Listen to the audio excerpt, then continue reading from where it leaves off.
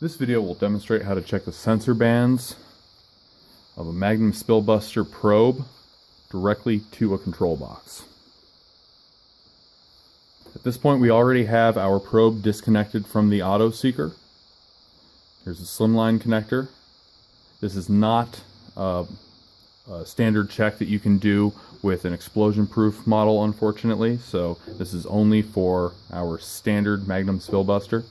And then I have the discharge here plugged using a push fitting here, which I will use later on to connect it to a product receptacle when I do a pump test. So we've already got our probe disconnected from our auto seeker. We're going to set that aside for right now. And the next thing we need is a piece of insulated wire with both ends stripped. Make sure you have power disconnected from the system. You do not want any power going into this area here. Those are AC power connections. We're going to go into our ground lug here. That's the one furthest to the left. Open it up. Make sure we can get this wire in as well. There's already a ground wire in there. Leave that one in place. We're just going to add another one. Like so. Slide it right in.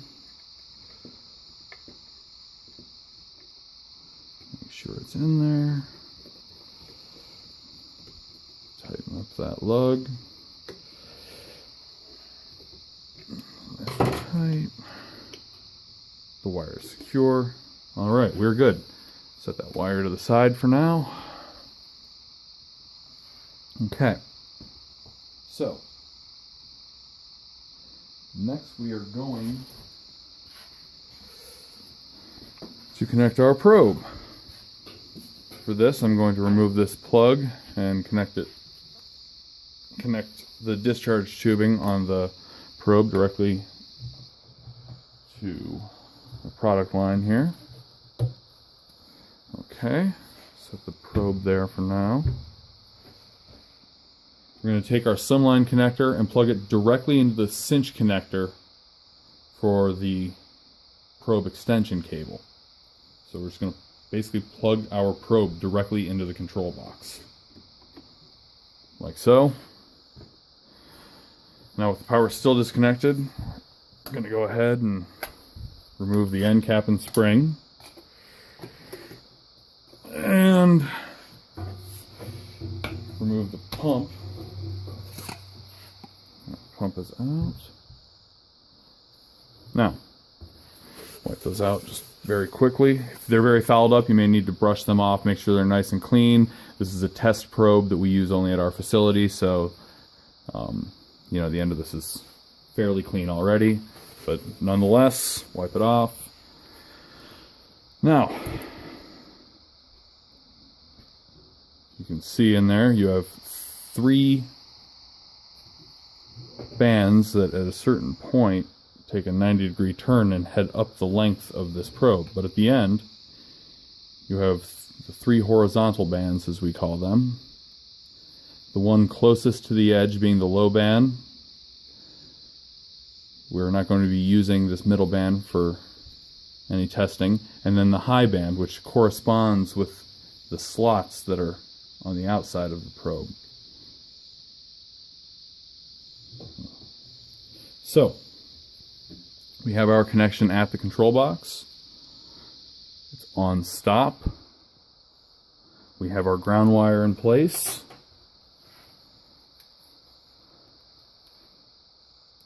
We're going to go ahead and make sure we have this in our hand already.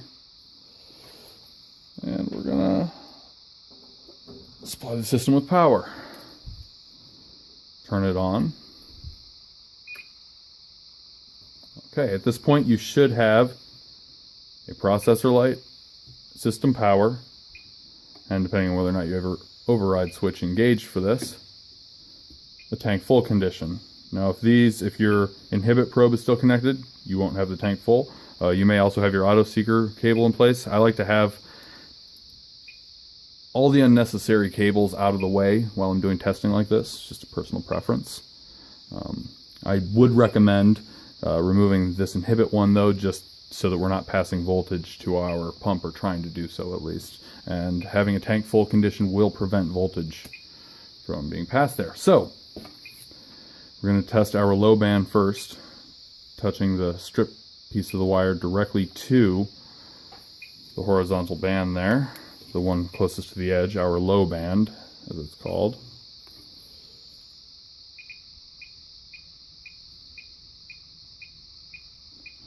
Now you'll probably need to you'll probably need to press the wire up there firmly, make good contact with that band.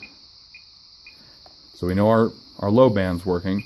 Now for our high band, if you have a hard time getting down in there enough, sometimes it'll work to go in through the outside on these slots here. There we go. But you can get in there, hold it directly against the high band. So we know both of our sensor bands are working. So now we're going to do a pump test. Power the system down. Reinstall our pump. Now, some of you may be able to do this just visually without using the pump tool.